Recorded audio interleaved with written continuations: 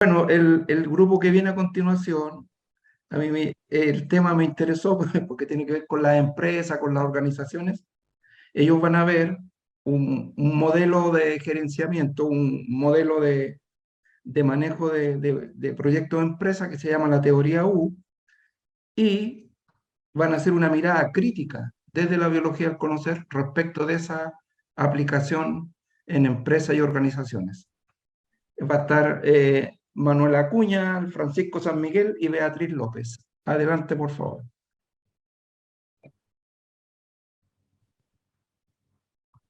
Buen día, Beatriz, Francisco. Buen día. Iniciamos. Beatriz, tienes que poner en grande la presentación. Eso.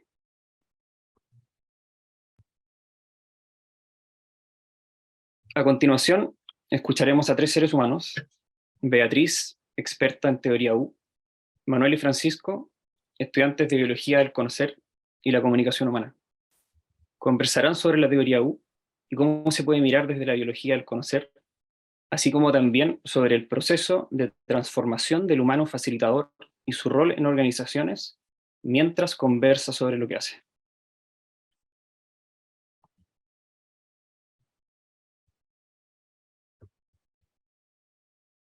Muy buenos días a todos. Hay una distinción que quiero hacer, Esteban.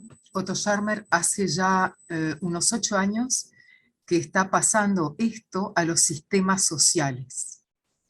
Es decir, que esto ahora él lo está convirtiendo en un movimiento mundial. Perdón, ¿quién es él? Doctor Otto Scharmer. ¿Y ese caballero de dónde es? Es doctor en economía del MIT. Ahora voy a contar un poquito de qué se trata y cómo viene esta historia. ¿Bien? No es argentino. No, no es argentino. No es argentino. ¿Qué pudiera ser? Porque... Lo voy a poner así porque si no se me va la imagen, no sé cómo. Esta mirada crítica a la teoría U desde el ABC y el rol de facilitador en organizaciones. Señor Podosis, recuerde que soy uruguaya. Esta mirada... pero un doctor como ese que tú mencionas podría ser argentino más que uruguayo, creo yo. Es probable. Porque, sí, ¿no? Porque ahí tienen tanto y tanto y tanto. Y además, esto que dice va a quedar corroborado al final. Y vamos a ver por qué. Esta mirada crítica nace por unas distinciones que hicimos respecto a las palabras, respecto al lenguaje que usa la teoría U y usa la ABC, que las palabras son sistemas, escucha, conversar, aprendizaje, percepción, atención, mente, sistemas sociales, lenguaje, conducta, conciencia y cultura. Es decir, que estas palabras en la teoría U se usan en forma permanente y vamos a ver de qué forma se usan. Lo que hicimos fue un índice para establecer en qué contexto el marco teórico de la teoría U, el proceso de la teoría U y las conclusiones. Sacamos toda una parte de principios que tiene, porque desde la mirada del ABC sería repetitiva, entonces no le vimos sentido, y más que la ABC apunta al hacer, y nos gustaría compartir el proceso, y así como la mirada del ABC.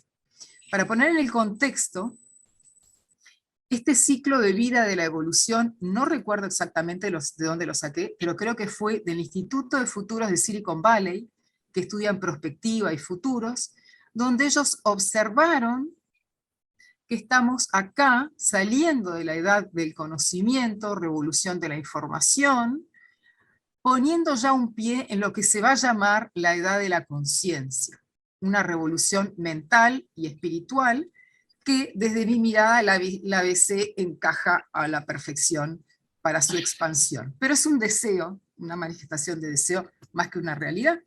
Pero para poner en contexto esto, digamos que Otto Scharmer en algún lado intuyó un vacío relacional en entendimiento en las palabras que nombramos anteriormente. ¿Y por qué digo lo que digo? El doctor Otto Scharmer era un consultor economista, consultor estrella de la consultora McKinsey en Alemania, en Berlín, y se dedicaba al cambio organizacional. Y en un momento él se da cuenta que todas las consultorías que hacían cambio organizacional tenían un 15% de resultados, nada más. Es decir, resultado tendiendo a cero para en que trabajan las consultoras. Y se empezó a hacer preguntas. Al mismo tiempo, le pasa que su abuelo tiene una experiencia personal en las afueras de Berlín, se le incendia toda una chacra de la cual vivía, y él dice que desde esas experiencias lo que primero que se preguntó es cómo aprendemos frente a la disrupción y cómo aprendemos del futuro en la medida que éste emerge. ¿Bien?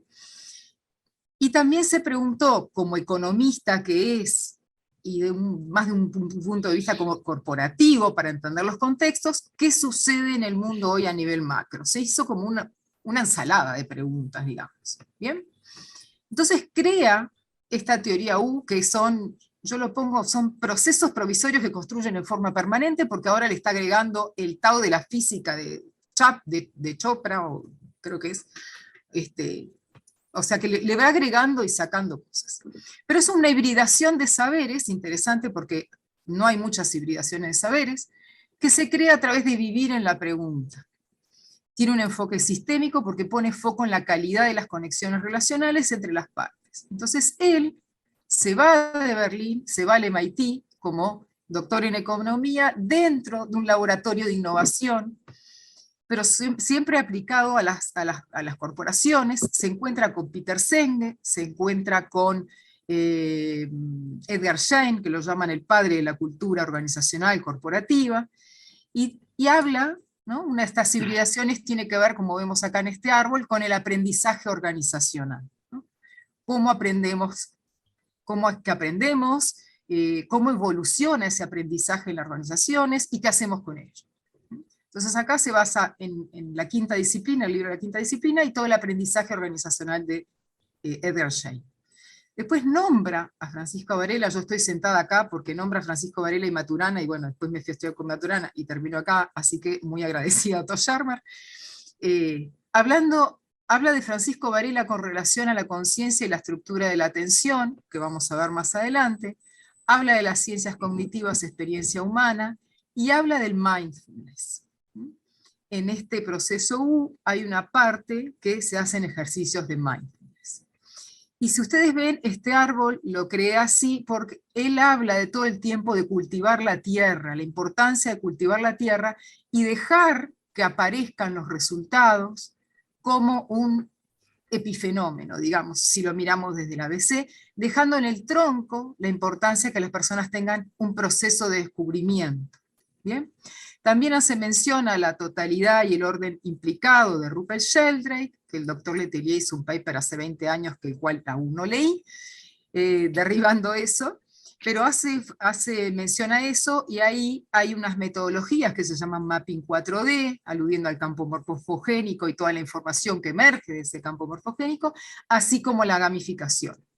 Entendiendo por gamificación todos aquellos prototipos que construimos con las manos. Yo puse Lego Cirrus Play porque soy facilitadora de Lego Cirrus Play, pero el prototipo se puede hacer con cosas que tenemos arriba del escritorio, no necesariamente tiene que ser con Lego.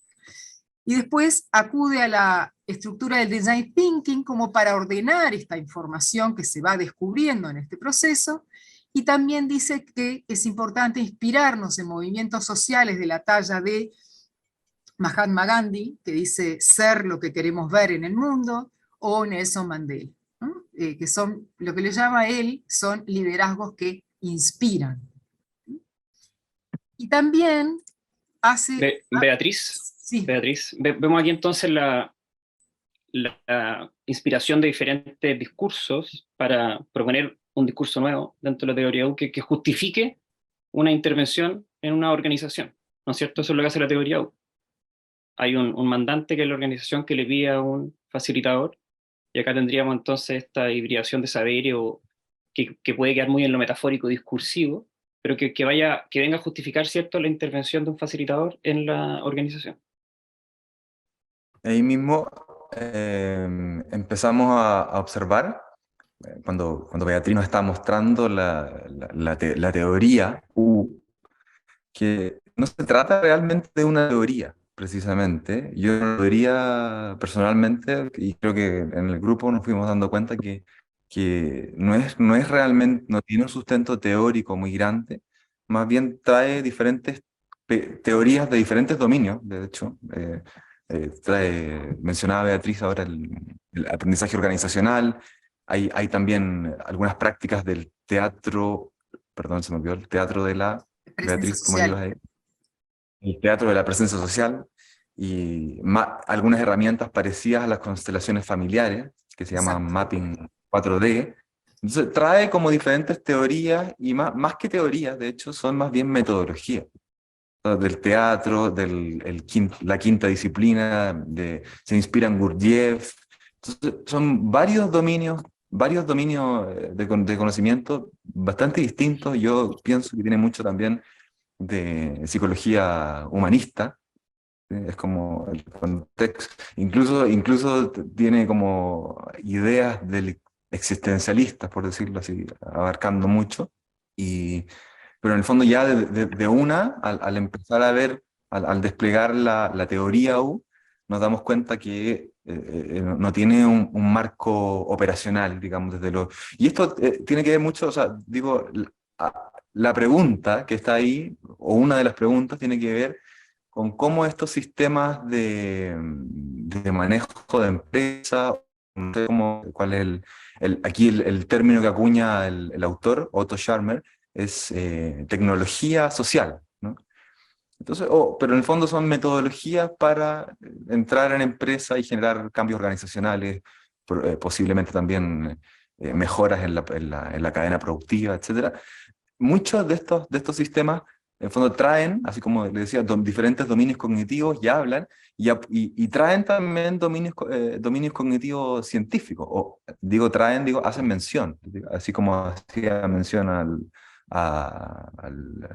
doctor Francisco Varela, hace varias menciones a científicos también. Entonces, suena como una teoría muy potente, como con muchas referencias, con mucho sustento, digamos, teórico, pero lo que ya nos damos cuenta, por lo menos de la biología del conocimiento y de las formas de explicar, que mezcla bastantes dominios cognitivos bien variados. Y en el Así fondo lo que... es. Sí, perdón. No, se dice Francisco. No, ahora vamos a ir viendo cómo en el fondo ocupa esos diferentes dominios para traer de ellos diferentes distinciones, ¿sí? Diferentes objetos. Entonces vamos viendo cómo se sigue explicando la teoría U desde su propio marco, digamos, y lo que fuimos haciendo en el trabajo fue esto, justamente. O sea, lo que estamos haciendo aquí es más o menos parecido al ejercicio que hicimos, que en el fondo Beatriz, como experta en la implementación de este proceso o sistema, nosotros íbamos viendo si es que desde el punto de vista de la biología del conocimiento podíamos entenderlo o tenían relaciones. Algunas cosas ya nos empezamos a dar cuenta que podían tener relaciones, pero no muy cercanas, en relación, por ejemplo, al aprendizaje, ¿sí? Nos dimos cuenta que el aprendizaje sí tiene que ver, o sea, aquí en la teoría U considera que el aprender tiene que ver con un hacer, tiene que ver con estar en la conducta, o sea, con llevarlo a la conducta, digo.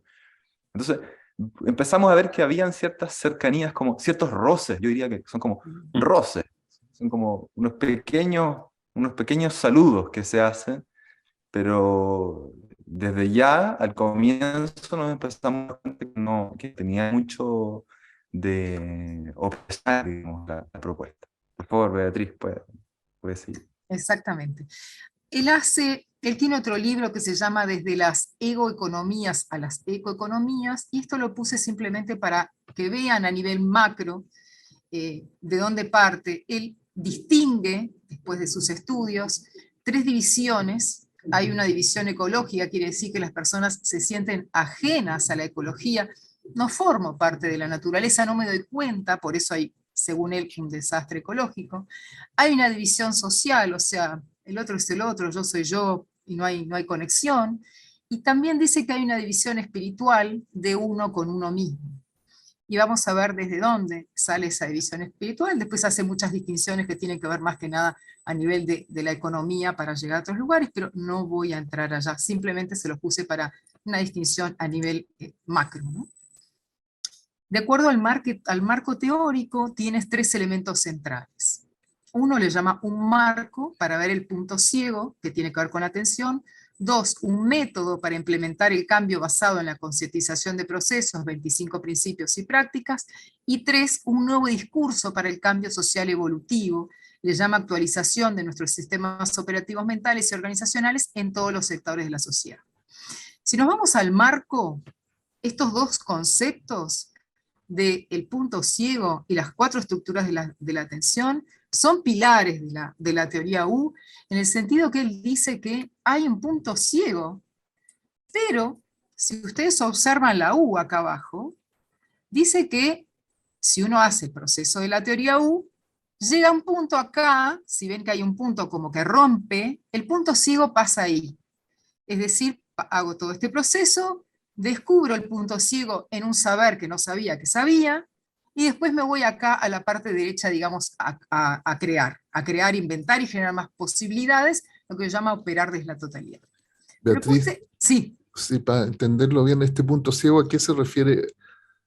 A la retina de un No, vertebrado? en ¿O se ningún momento. refiere al No, punto ciego? ¿Cuál es la metáfora? A la del espejo del auto. Ahí voy. claro. Cuando habla de punto ciego, acá nos vamos acá, él dice, con la ilustración de la frase, el resultado del ejercicio del liderazgo está directamente vinculado a la condición interna del líder. Acá él araña la ABC, porque él lo que dice es que lo que yo tengo adentro va a tener un impacto sistémico en toda la organización.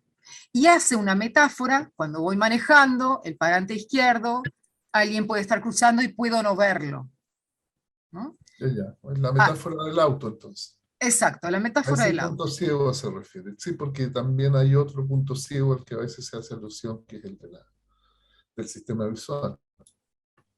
Sí, él no hace alusión a ese punto ciego, sino que dice lo que yo tengo acá, que hay un punto ciego ahí que tenemos que descubrir, y él dice que ahí, pues, si descubrimos ese punto ciego, va a haber una transformación de la conducta, ¿no? A través de un proceso para ver los resultados que hay. Si observamos acá, él supuestamente tiene un enfoque sistémico, pero uno ve que acá trata como el punto ciego como una linealidad, en verdad.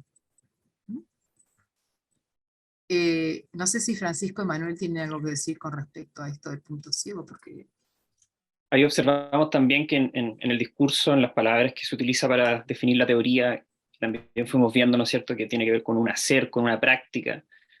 Había ciertas palabras tomadas de otros autores, dominio, con cierta visión sistémica o intuición sistémica, discursiva más que en la explicación, ¿cierto? Sí, exacto. Y aparte de la ABC sabemos que el sistema es ciego a las perturbaciones que uno admite en su estructura, así que digamos que esto desde la Claro. ABC tiene esta mirada, digamos, la mirada crítica sería eso. Ahora, él pone foco en la atención y él dice que la energía sigue a la forma. De ahí que es muy clave acá el tema del teatro de la presencia social, las esculturas corporales y el juego. Y él dice que estas cuatro estructuras de atención se basó en Francisco Varela, en una conversación que tuvo con él, al decir que la estructura de la atención está conformada por, uno, estoy hablando de un modo habitual desde mí; dos, hablo desde el ego, todo el tiempo yo. El punto 3, la atención es empática, es relacional, le doy espacio al otro. Y él dice que la cuarta estructura de la atención están todos en mí, que le llama lo que llama una atención generativa. ¿Basado qué? En que fue escuchando, lo cuenta así tal cual, fue escuchando distintos autores y fue, él dijo esto, entonces lo voy a poner acá, como de forma intuitiva, ¿no? Sin un asidero operacional, digamos. Y si acá observamos el proceso U, él llama al proceso U que tiene tres grandes enemigos, que es la voz del juicio, la voz del cinismo y la voz del miedo. Y también dice que es fundamental tener una mente abierta, un corazón abierto y una voluntad abierta.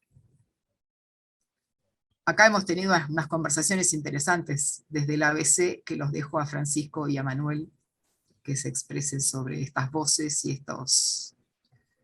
esta mente abierta, corazón abierto y voluntad abierta. Sí, ya nos fuimos dando cuenta que son estas distinciones. No es yo realmente me cuesta, y esto puede ser una cosa personal, ahí le pido ayuda a los profesores, pero a mí me cuesta ver esto como un marco teórico. Simplemente lo veo como un cierto esquema, cierta tirando ideas en torno a un proceso, ¿cierto? Entonces, está la distinción proceso, de hecho, muy presente, como un objeto distinguido, un proceso. Y ahí en base a esa distinción se distinguen, digamos, podríamos decirle partes momentos del proceso, ¿sí? Y tiene que ver con el proceso, en este caso tiene que ver con el proceso de personas que están trabajando. O sea, a ver, vamos a ver ahora, cuando Beatriz nos va a explicar en el fondo, porque este es el marco teórico, después va a decir cuál es la aplicación. Entonces ahí va a describir cuáles son los procesos. Pero desde ya también nos íbamos dando cuenta que, digamos, no necesariamente una empresa o una organización, no necesariamente una empresa, ¿no? Si también tenía que ver con organizaciones, pero en general tiene que ver esto y el contexto en donde el autor viene, está como en el contexto de Silicon Valley, ¿sí? Como en esa emergencia de empresas nuevas, no sé, muy post-era industrial, donde se está viendo que en el fondo las personas tienen que, o sea, va a haber reducción de personal, ¿cierto? Porque las personas en el fondo estamos pasando no solo al software, sino que a la inteligencia artificial, probablemente se van dando cuenta de eso. Entonces la gente de las empresas y las organizaciones tienen que hacer algo más que hacer funciones que pueden ser, digamos, reemplazadas por máquinas o máquinas, básicamente. Entonces, como que de alguna manera él se da cuenta, y yo pienso como mira, tenemos que estimular a que las personas de alguna manera sean agentes, o sea, y creativos, ¿sí? O sea, como que se den cuenta donde estén y puedan efectivamente aportar. A mí me parece que todo esto del marco teórico es más bien un discurso para sustentar en el fondo algún tipo de proceso y para entrar.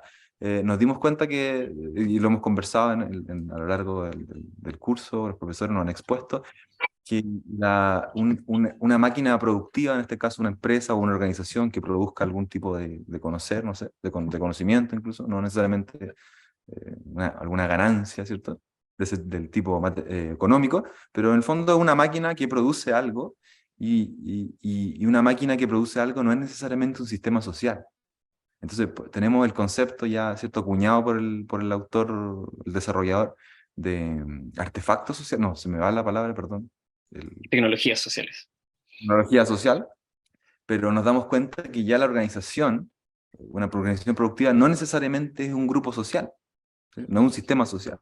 Por más que hayan interacciones sociales, obviamente que hay interacciones sociales, pero no necesariamente una interacción social, un grupo social, un sistema social, digo, porque, como hemos visto de la biología del conocimiento, los grupos sociales tienen que ver con ciertas conductas, ¿no?, básicas, Claro. como la conducta trófica, Mira, la conducta reproductiva, la prolongación de la crianza, la afiliación en general, ¿cierto? Y aquí, claro, están esas interacciones, pero digamos, no es un sistema que estén ahí como, no es un sistema social, eso es lo que digamos, sí. También tuvimos que reflexionar acerca de esto que habíamos reflexionado al mirar en el fondo que se está aplicando esto a un tipo de organización, un sistema social, ¿sí? O sea, de hecho, yo me estoy saltando aparte porque ahora Beatriz va a seguir explicando la teoría del proceso, pero en el fondo para empezar a ver lo que fue pasando en la conversación, tenía que ver con mucho con esto, ¿sí? Como con... Sí, él invita acá a parar de mirar hacia afuera y girar el lente hacia adentro, ¿no? Cuando desde el ABC sabemos que no existe un adentro afuera, sino que hay un gatillo interno de lo que sucede. Pero esta es, en esencia, lo que él propone. Vamos al proceso. Sí, por supuesto. Y hay algo que en estas cosas a mí que siempre me confunde. ¿Cómo se usan estas expresiones? Por ejemplo, la creatividad, el pensamiento propio. O sea, Ahora vamos... espérate, si el jefe a mí me dice tiene que ser creativo, entonces yo me vuelvo creativo no me había dado cuenta, jefe, entonces voy a ser creativo. Por eso, porque el jefe me mandó que sea creativo. Claro. Es Por que si por eso... alguien Sí, comprende que si alguien es creativo, es otro el que dice eso, no el creativo no está siendo creativo. Exacto. Claro. No tiene, puede que su intención no sé cuál sea, pero no necesariamente es ser creativo. Ser creativo es un adjetivo que alguien le pone a algún suceso, algo que él o otra persona hizo. Pero en el momento en que tú haces esto que el otro considera creativo, no es que lo hagas porque quieres ser creativo, simplemente lo hace porque lo hace nomás, porque resulta como consecuencia de que está, y lo mismo con todas estas cosas, es la consecuencia de lo que estás haciendo. Es decir, yo personalmente nunca me he puesto, voy a tener una idea creativa hoy día. Qué idea tan creativa que se me ocurrió, no. El querer yo tener ideas creativas no me ayuda a la creatividad, no tiene nada que ver con la creatividad de mis posibles ideas. Tengan la mente abierta, dice. ¿Qué quiere decir eso? Tal cual. Claro. ¿Comprendes? Es una cosa, yo por lo menos me confundo mucho con eso, no sé a qué alude. Tenga Perdón, ideas propias. y Usted lo que tiene que hacer es tener ideas propias. Claro, y también que tiene que ver la estructura de la atención. Es algo que la atención es... Claro, ¿qué metáfora es esa de la atención? Sí. Exacto. Sigo acá en el proceso para ver en la práctica, porque para mí lo interesante de la teoría U es la práctica. Correcto. Tiene dos grandes movimientos, es un espacio reflexivo para dejar ir, desaprender, lo que llama soltar, a un espacio generativo. Pero vamos a ver cómo sucede, que es para mí lo más interesante. Los 5 pasos es coiniciar, copercibir, copresenciar, co-crear y coevolucionar. Primer paso. Viene una persona, ¿no? Imaginemos que tenemos un grupo de personas en una organización y hay una persona que quiere plantear un problema, quiero resolver, quiero clarificar, quiero inventar, quiero innovar, ¿qué quiere? Bueno, entonces la persona pone el tema. Entonces empieza a conversar, ¿no? Mientras que alguien toma el tiempo, porque esto sucede en media hora, otro va viendo y define 4 niveles de conversación, ¿no? Descargo, puede ser frases vacías, o me estoy quejando, o entro en el debate, o voy al diálogo, o voy a la presencia. La presencia es quietud, y dejo a cada uno aparecer, digamos, al tiempo que también detecta niveles de escucha. Entonces alguien va clasificando todas estas cosas y viendo en qué tipo de vocabulario se mueve, mientras que la persona pone sobre la mesa el tema. Lenguaje, distinciones, digamos acá es conversar, percepción, escucha, atención, mente y conciencia. Y él acá distingue en lo que se llama de las economías de creación a las economías de destrucción, y acá nombra, por ejemplo, en economías de destrucción, nombra el nazismo en su momento, que hay negación, hay aferrarse, hay engañarse, ¿no? Hay economías de creación que tiene que ver más con la teoría U y el proceso de la teoría U, donde suelto creencias, redirecciono mi mirada, paso por el punto ciego, creo prototipos y genero otra cosa. Cuando en verdad desde la biología del conocer vemos que esto más tiene que ver con lo trófico. Acepto abajo, no acepto arriba, ¿no? Y la negación puede ser parte de la estabilización del sistema. Pero él hace como estas distinciones, y lo hace, insisto, de forma muy lineal y corporativa, me parece, porque dice, bueno, o estamos arriba o estamos abajo. Cuando en verdad esto sucede todo al mismo tiempo, ¿no? Para ver si el sistema se estabiliza y se conserva, digamos. Ese sería el paso 1, las personas hablan, hacen distinciones en el lenguaje, anotan, y después lo otro que él invita se llama cosentir. ¿Qué quiere decir cosentir? Él hace, por ejemplo, una consultoría en un hospital en Alemania, y dice, conversaba solo con los directivos, no, hay que conversar con todas las personas que están en el sistema. Entonces hace el mismo tipo de conversación que vimos anteriormente, identificando arriba del iceberg el hecho en concreto.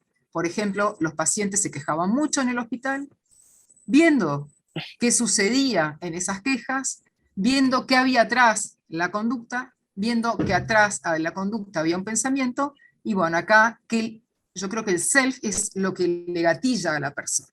¿Bien?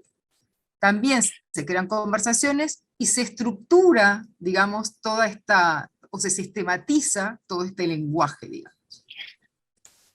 Vamos viendo entonces, Cosa, Beatriz, lo cómo independiente de la etapa en que está planteado el proceso, son diferentes nombres que el facilitador le pone a nuevas conversaciones, en donde recoge distinciones que ya están en la organización, me imagino con el objetivo de generar nuevas conversaciones para que generen nuevas distinciones, para que pueda haber un cambio en el modo de vivir.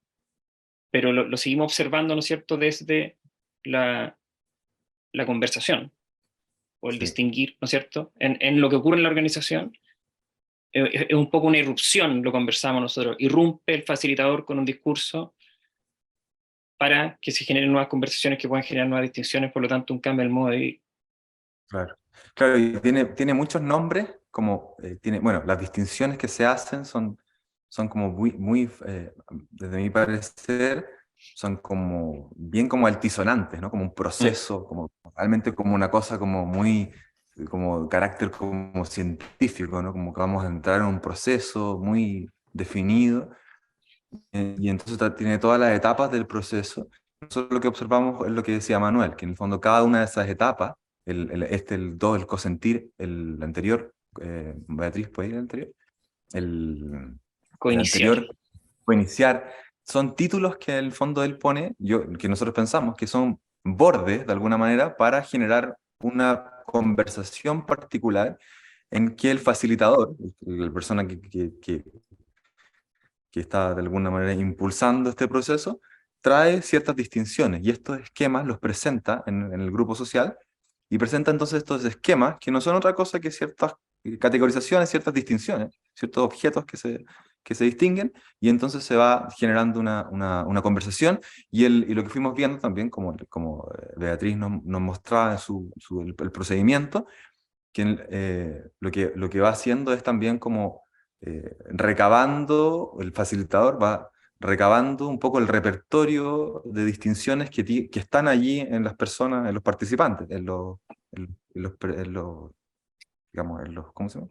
En las personas de la organización. Entonces, a partir de eso, va trayendo principalmente esas distinciones, el conversar, la percepción, el lenguaje, y van iniciando esta conversación. Entonces luego vienen diferentes tipos de conversación donde el facilitador pone los marcos, ¿sí? Genera las distinciones, de alguna manera obliga, o sea, no necesariamente violentamente, pero marca el tono de la conversación y las distinciones a las cuales se quiere favorecer. Hay algo interesante que él cuenta cuando hace una de las primeras consultorías de teoría U en el hospital de Alemania. Si ustedes, les voy a decir la conclusión a que llegaron, es bien del ABC. ¿Qué se dieron cuenta? Que la calidad de la conexión relacional entre médico y paciente estaba directamente vinculada a lo que pasaba. Pero tuvieron que pasar por todo este proceso para darse cuenta se dieron cuenta de algo que no se daban cuenta, ¿no? A veces se llama un saber que no sabía que sabía, pero esto parece evidente, pero si no se atraviesa el proceso, muchas veces las personas no se dan cuenta.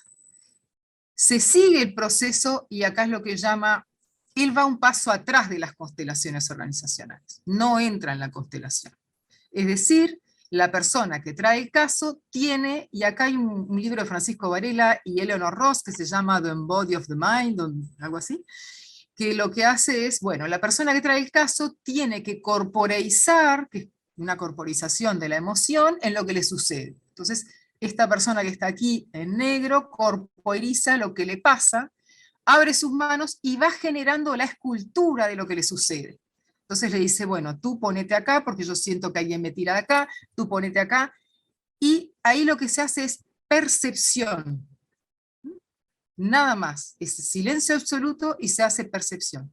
Usa también la corporalidad para el teatro de la presencia social, que en el teatro de la presencia social lo que se hace es, se representa todos los actores que están dentro de una organización o en un sistema social. Yo estuve en un caso en San Pablo, donde había, faltaba la comida para la gente de la periferia porque había un paro de camiones, entonces las personas corporeizaban todos los actores sociales que estaban involucrados en ese paro ¿y cuál era la solución? Que la solución fue que cada uno se generara sus propios alimentos. Pero a través de lo que se llama presenciar, estar en el presente, estoy aquí ahora en esta escultura corporal percibiendo algo más que no me daba cuenta que percibía. No es una constelación, va un paso atrás, por eso le llama mapping 4D.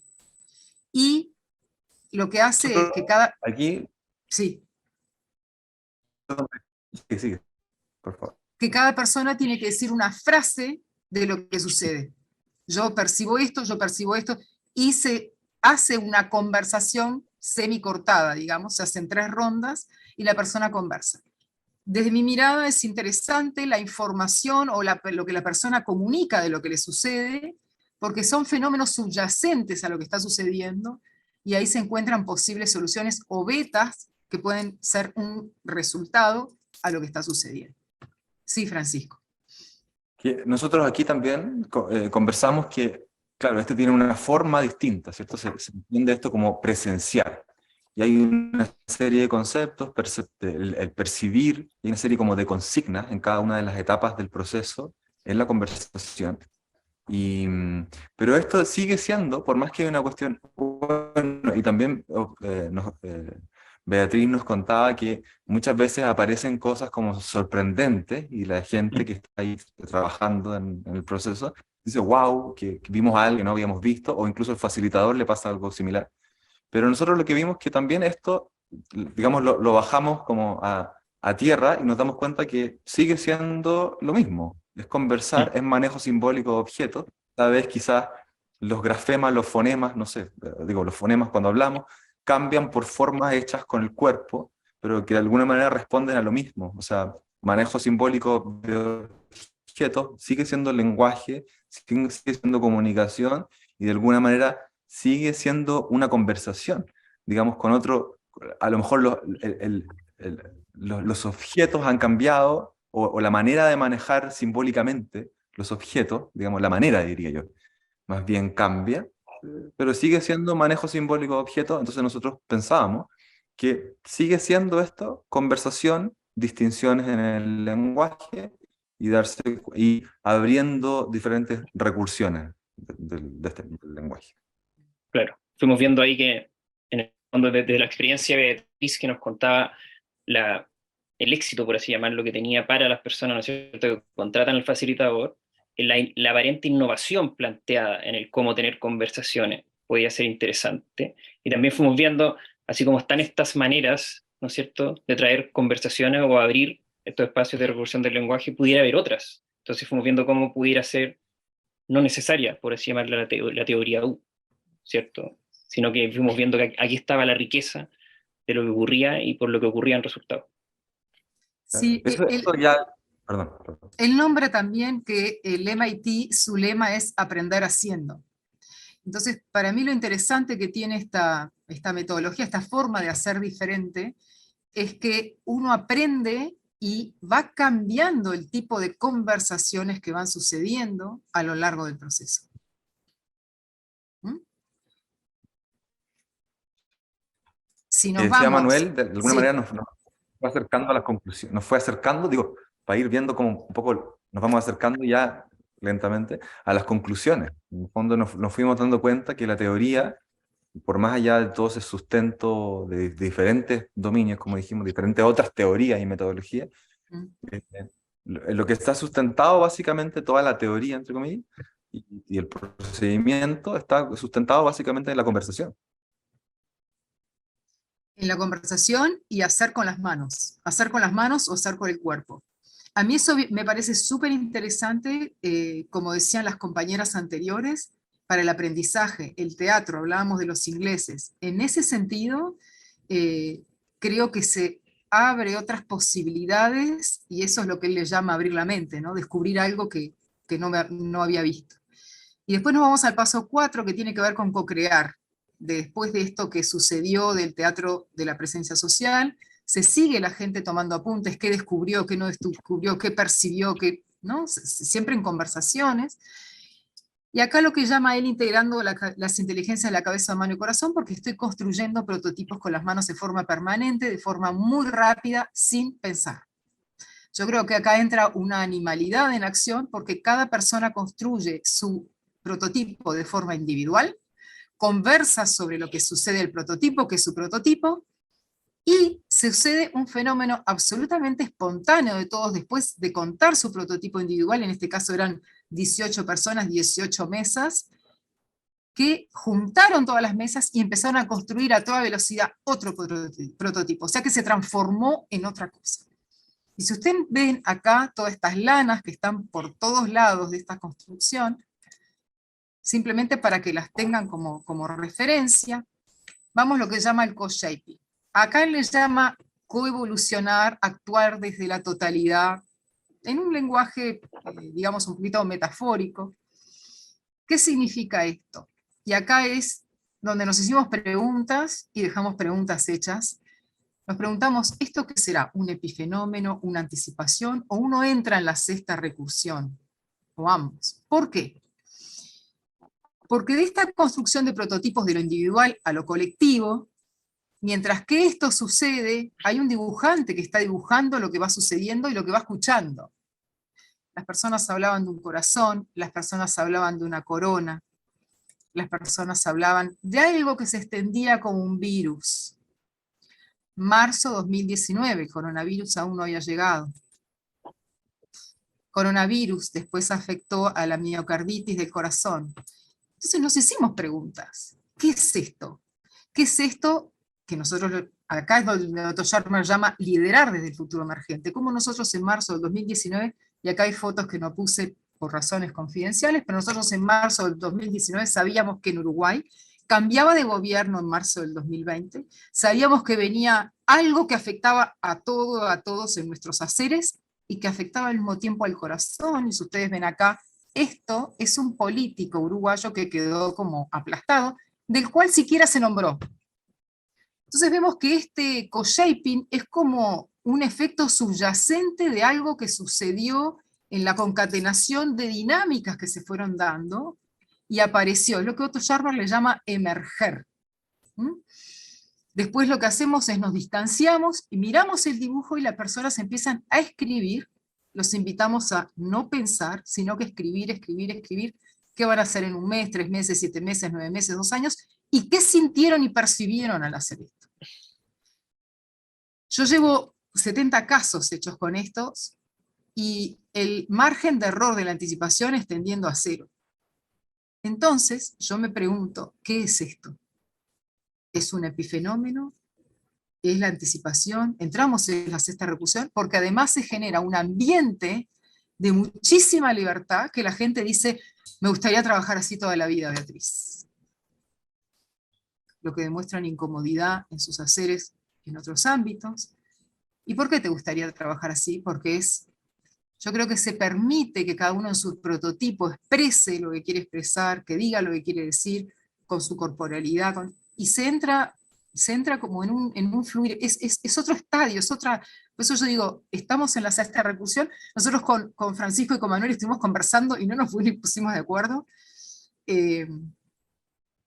No sé desde la mirada biológica, sí. Bueno, lo que conversamos en este punto de la biología del conocer fue que esto puede seguir siendo un título de conversaciones, que lo que podía cambiar acá era la emoción basal en la que nos enfrentamos a esta situación. Si yo miro de lejos esta organización, por ejemplo, en su convivencia habitual, esa disposición corporal va a ser muy diferente a lo que ocurre en este juego. Entonces cambia la emoción basada en la disposición corporal desde donde pueden aparecer estas conversaciones, pero siguen siendo nuevas maneras de organizar conversaciones quizás, desde donde nada va a salir ahí que no esté en el determinismo estructural de las personas y de la organización. Claro. Hay otra cosa que hay que tener en cuenta también, bueno, no sé yo si hay que tenerla en cuenta. simplemente decir esto. Es distinto si yo me siento en mi casa espontáneamente a escribir sobre mi futuro, a que lo haga en respuesta a una petición de alguien en un contexto de un terapéutico o lo que fuera, con otras personas alrededor. Son dos cuestiones completamente diferentes. ¿Sí? Entonces, todo hay que darse cuenta que todos estos ejercicios son ejercicios que se hacen en un contexto prefigurado por algo o alguien y con un propósito definido. No son cuestiones espontáneas, no es lo que la gente haría espontáneamente. Exacto.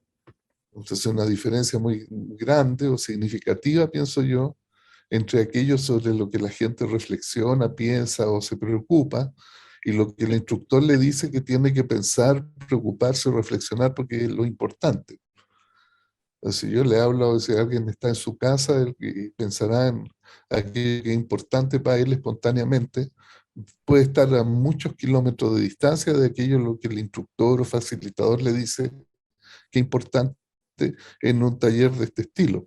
Si yo podría imaginarme a alguien que va a este taller e intenta decir alguna cosa trascendente ahí, que a él le parece que tiene sentido decir ahí, exprese su emoción, le dicen. Entonces el Señor expresa su emoción, será de una manera honesta o de una manera cínica, no sé, pero expresa su emoción, no es espontáneo, quiero decir. Sí, en ese sentido, no sé, porque cuando las personas hacen su prototipo individual, que tienen que prototipen como están hoy, por ejemplo, las personas sacan lo individual, ¿no? Entonces una persona dijo, no, ¿qué hay en tu prototipo? Uno le pregunta, háblame de tu prototipo. Y la persona dijo, bueno, yo tengo muchos problemas con mi madre. En este taller sucedió. O sea que emergió algo que aparentemente no tenía que ver con el proceso, pero las personas dicen cosas que, o sea, traen lo propio individual, y después cuando el prototipo se transforma en lo colectivo, es lo que va a suceder después. Entonces, hay mucha libertad acá, porque en este caso no fue una teoría U aplicada a un caso, fue hacer el proceso de teoría U tal cual Otto Scharmer lo enseña. Y además las personas que vinieron de presidencia eran personas que el 60% no se conocían. No era que hubiera, pues, decir, vamos a trabajar por... No era eso, era mucho más espontáneo. Sí. Yo creo que eso es justamente lo que le quita espontaneidad, porque hay gente que tú no conoces. Yo te quiero contar una anécdota. Yo tenía que ir a confesarme porque yo hice la primera comunión. Y la hice en terrible pecado la primera comunión, porque fui a hacer mi confesión y no tenía nada que confesar, pues.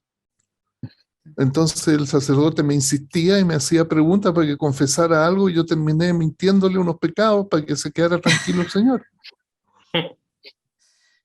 Claro, pero acá no tiene Entonces, posibilidad. formalmente hice habla del una prototipo y nada más. comunión que estaba en el más terrible pecado porque le había mentido al sacerdote en la confesión. Menos mal que el Señor lo sabe todo esto y espero que me haya perdonado. Pero yo me junto con 20 personas que no conozco en un contexto que yo no domino y que no tiene que ver conmigo, que no es espontáneo de mi vivir, y me dicen, hable de tu emoción, voy a hacer lo mismo que haría con el sacerdote. Sí, pero la diferencia es que acá está mediatizado, y en el prototipo es una configuración de lo que la persona, de su configuración, me parece que el prototipo es la configuración de emocionalidad, y acá todo el tiempo se habla de prototipos, no se habla de conversaciones así. Se habla de prototipos, miren el prototipo, todo el tiempo se pone foco en el prototipo. ¿Me explico? ¿Qué sería el prototipo? Ahí no entendí yo. Es esto. Que si tú me invitas a mí a jugar con unos hilitos, este es el hilo de la vida, me dice, entonces desenrolla el hilo de la vida.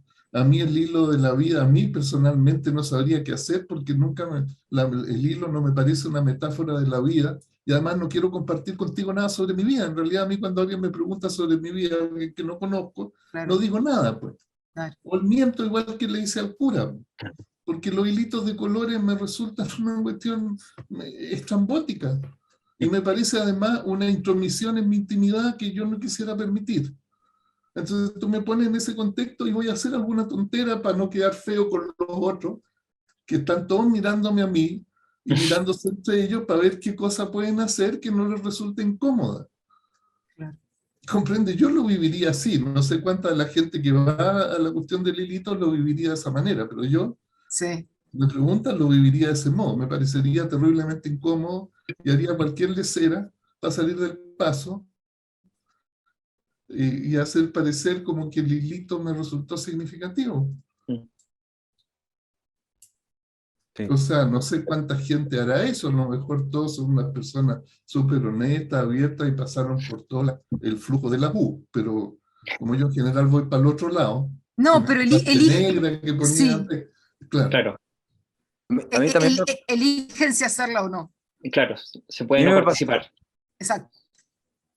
Claro, más, si en base a lo que fuimos viendo, que básicamente son distinciones, recursiones en el lenguaje, y el proceso tiene que ver con la conducta. Obviamente ahí la persona está haciendo cosas, digamos, pero que le pase realmente un proceso de conocimiento, eso no lo podemos... yo pienso lo que podemos ver, así como operacionalmente, Exacto. alguien entra con un propósito. Primero hay un dueño, un controlador o dueño de la organización, que ve que hay un problema o algo que solucionar, o mejorar, algo que mejorar. Entonces invita a alguien que hace ese trabajo. Entonces entra alguien con un propósito a una organización para que ese sistema organizacional, que está compuesto por personas, funcione mejor en relación a lo que los controladores consideran, ¿cierto? Como propósito. Entonces después entra el facilitador, ¿y qué es lo que hace? Genera interacción conductual a través de conversaciones con los miembros. ¿Y qué es lo que hace el facilitador? Desarrolla, ¿cierto?, un discurso con ciertas distinciones. Yo pienso mucho en la distinción proceso, porque en el fondo eso es lo que pensé que es la distinción principal que se hace, y las distinciones que después la gente hace allí, con la motivación y la falta de motivación que tenga para participar en el proceso. Pero en el fondo básicamente son recursiones en el lenguaje. Eso es lo que va ocurriendo. Quizás podemos ir avanzando a las conclusiones. No Sí, sé. Sí. exactamente. Leamos las conclusiones entonces tal cual de esta conversación y conversaciones anteriores. Hay un facilitador entonces que entra en un flujo relacional, recoge el repertorio de distinciones de esa organización humana y trae distinciones en relación a procesos creativos e intenta abrir más distinciones en las diferentes recursiones del lenguaje. El discurso de distinciones en la teoría U, al observar, son arbitrarias y pudieran usarse o no, generando nuevos esquemas que sean más acordes a una organización.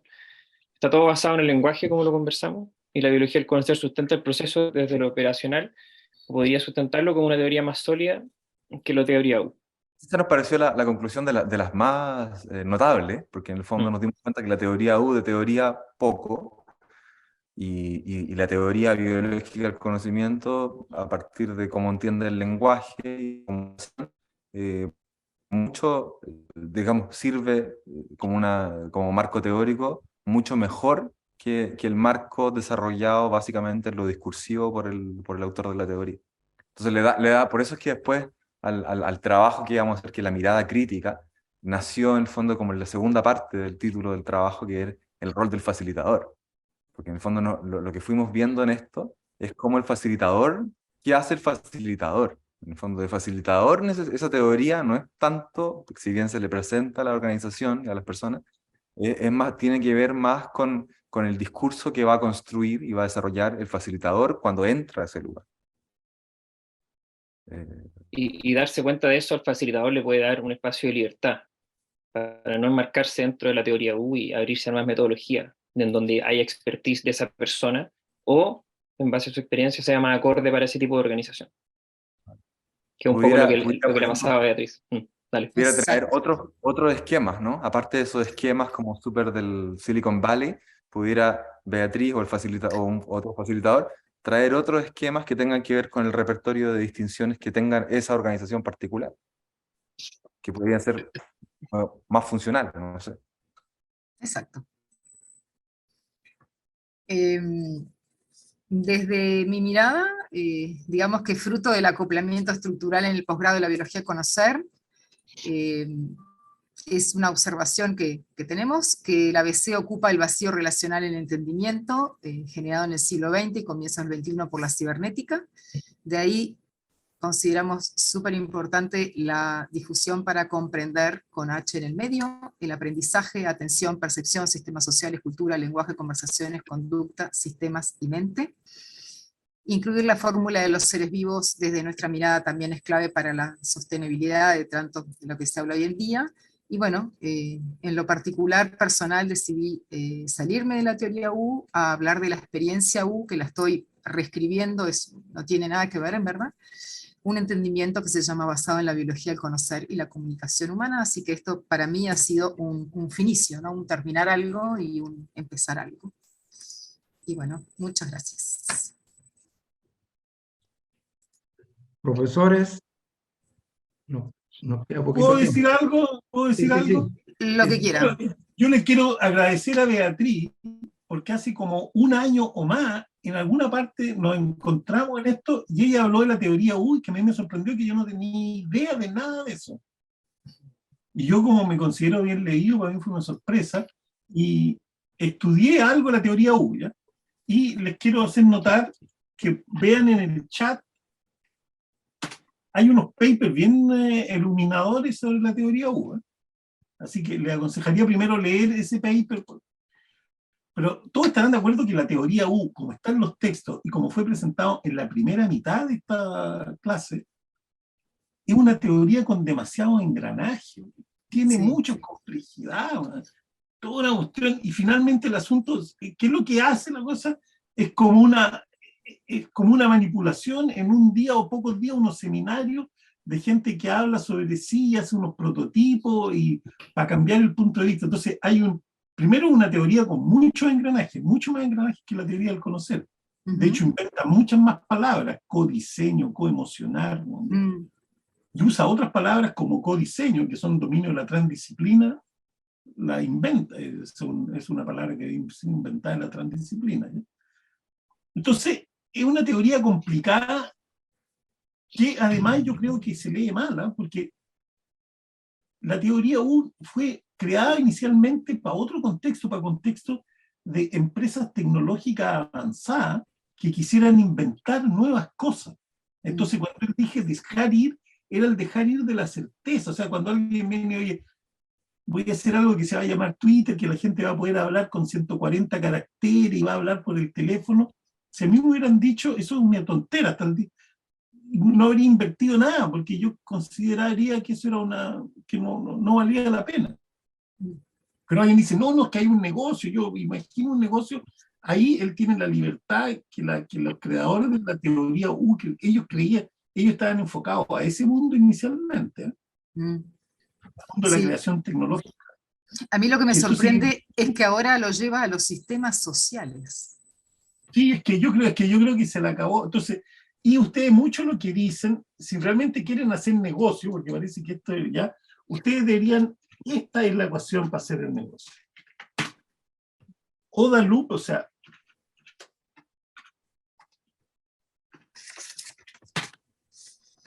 vean lo que se llama el ODA loop, más la biología del conocer.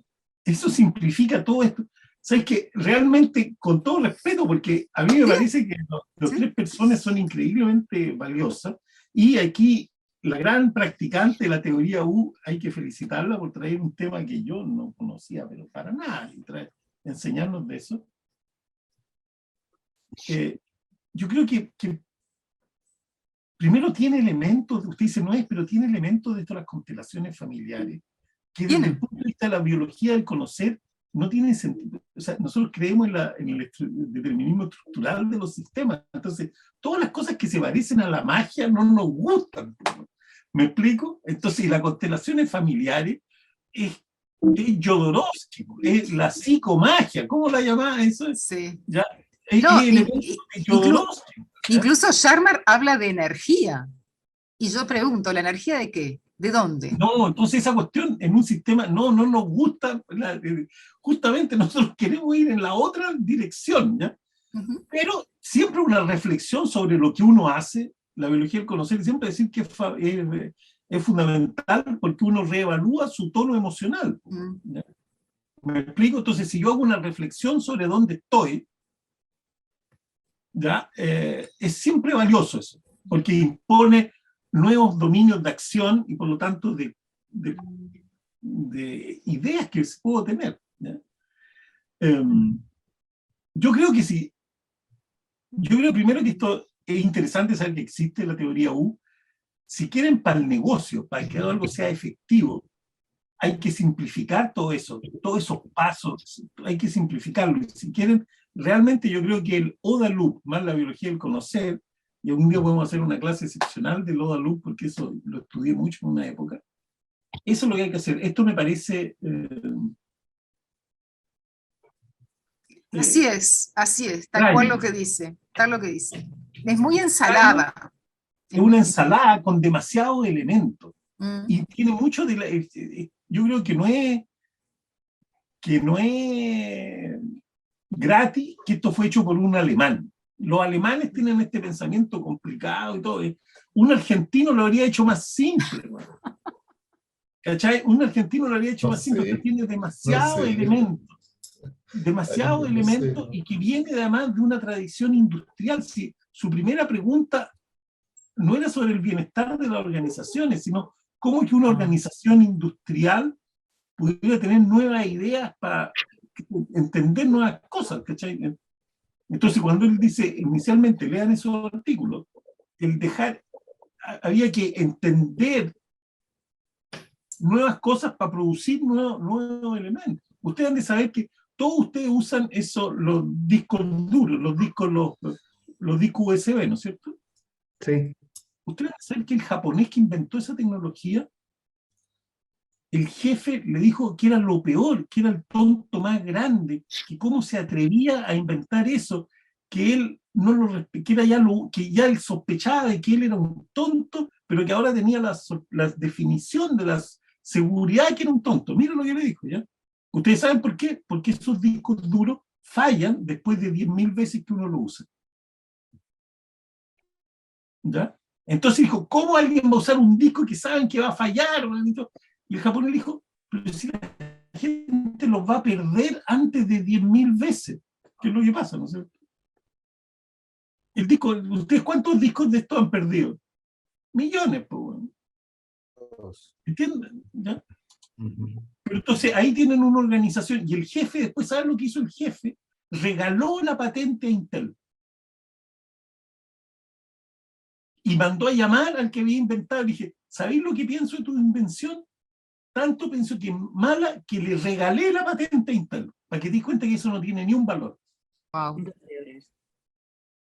Entonces, eso ocurre en las organizaciones. Entonces, ese era el problema inicial para romper esa rigidez mental, es que se crea esta U-theory.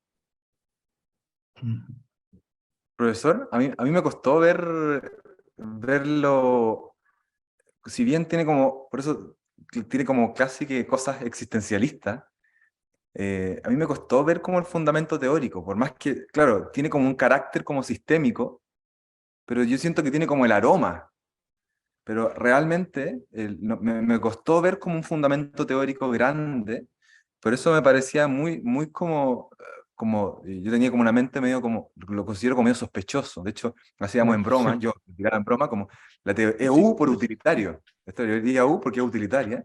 Yo decía, mejor cerramos el círculo y la convertimos en operacional, la convertimos en teoría O. Decía, mejor operacional, mucho mejor que utilitario. Entonces, y es como usted, mucho más simple, generar distinciones mucho más sencillas, más atingentes al grupo social del cual se está trabajando, y hacer la cosa mucho menos mística, no digo porque no sea bonito, quizás es bueno tener conversaciones de todo tipo, pero incluso como usted dice, es más vendible, ¿no? En el fondo, es más vendible en el sentido, mira, esta cuestión es una cuestión operacional que tiene que ver con conversaciones, distinguir cosas y listo. Bueno, por eso estuve en el loop, el ODA loop, que el loop es decir, loop es la O, y es operacional en esa, entonces tiene una buena observación. Yo creo, independiente, pero no quiero criticar a Beatriz, porque ella me introdujo a este mundo que lo estudié un poco. Es interesante la historia sociológica alrededor de esto, pero yo creo que es un elemento teórico con demasiado elemento, demasiado engranaje y resorte, no se pierde. Bien, llegamos al mediodía, nos quedan 3 presentaciones más. Doctor Podosi, ¿va a decir algo al respecto o ya está todo dicho? No, no sé qué decir tampoco. Las cosas me dejan fuera de... Yo me imaginé que esto era, primero lo estaba oyendo y me imaginé que era algo relativo a crear nuevos productos. Después me imaginé que era respecto de cambiar las prácticas en la empresa para hacerlas. Después me di cuenta que parece que más fundamentalmente consiste en que la gente se adecúe sin quejarse tanto a su trabajo. Claro. Ujú. Y bueno, hay tantas maneras de hacer lo mismo y el 15% de esas tienen efectividades. Tú misma dijiste eso, Beatriz, ¿no? Exacto. Ujú. Y lo otro es lo del pensamiento mágico. Bueno, si el pensamiento mágico, digamos, los fenómenos son fenómenos y uno no puede desdeñar los fenómenos.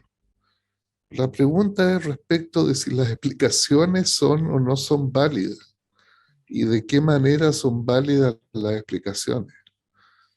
El que haya un trasfondo mitológico que es fundante de una cultura y que eso se exprese en la psiquis de la gente es una cuestión que uno puede sentar como un fenómeno. El que el mecanismo de eso sea la transmisión de una energía psíquica de un lado para otro es algo que uno puede cuestionarse o preguntarse si eso es válido o no. Porque ciertamente que con las conversaciones, los mitos en una cultura, bueno, eso se ha escrito toneladas sobre eso, los mitos propios de una cultura expresan un modo de entendimiento que es común y que informa esa cultura y por tanto la disposición emocional de la gente respecto de sus quehaceres.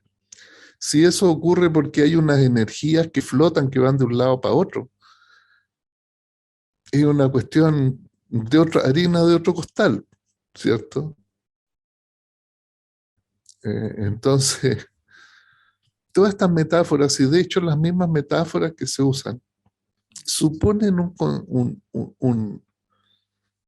un entendimiento, una base consensual de entendimiento sobre los símbolos, que el corazón, ¿qué simboliza el corazón? ¿Qué simboliza en términos del entendimiento? ¿Qué simboliza el corazón? ¿Qué simboliza ese hilito naranjo? ¿Qué simboliza un cerebro? ¿Sí? ¿Qué simboliza una mirada, un rostro? Hay unos acuerdos implícitos sobre lo que eso simboliza que no están en el símbolo. El símbolo no lo dice, hay un acuerdo implícito y todo el mundo que mira un corazón atravesado por una daga y se puede imaginar alguna cosa que tiene que ver con dolor, con sufrimiento. Bueno, claro, cuando uno le da un infarto le duele, pero no se trata de ese tipo de dolor, ¿no? Se trata de un dolor cultural, digamos, de una amenaza, de algo que va a ocurrir en la cultura que es amenazante. En fin, esos símbolos tienen un sentido y un sentido común que es profundo. ¿Sí? Entonces se usan sin reflexionar sobre su origen ni nada, se usan nomás. Como si fuera obligatorio que cuando tú me muestras un corazón yo tenga que entender algo muy estricto porque no hay dos maneras de entenderlo. Y en general no hay tantas maneras de entenderlo porque es una cuestión que está simbolizada, es un símbolo que representa una cuestión extendida en la cultura. ¿Cierto? Entonces por eso los emoticones es la misma cosa. Ahora, si eso es porque hay una energía que fluye de un lado para otro, esa es una cuestión diferente. Eso quisiera decir yo. Y esta cuestión de la cosa de la U, bueno, es que a mí no me gusta hacer cosas, me gusta que se haga menos, no que se haga más. Entonces todo esto que es pro hacer me cae mal. Pero en fin, entiendo que haya gusto por hacer. ¿Ya? A mí no me gusta hacer menos. Creo que tanto hacer más es dañino. Mejor hagamos menos, no hagamos tanto, ¿ya? Pero en fin, pero todo esto es pro, ¿qué? Es pro acciones, pro más. más y más y más y más. Más plata, más producto, más de todo, ¿no? Ujú. No Bien. sé si eso es. Bien, profesores, ¿les Claro, parece al atelier le gusta hacer más. Pues. Sí. Oiga, ¿les parece 5 minutitos para un café? Y entramos a la segunda parte y terminamos. 5 minutos, ¿les parece? Yo Bueno, tengo las 12:07. No sé qué tienen ustedes. 12, sí, 12:12. después, 12, sí. 12:12, por favor.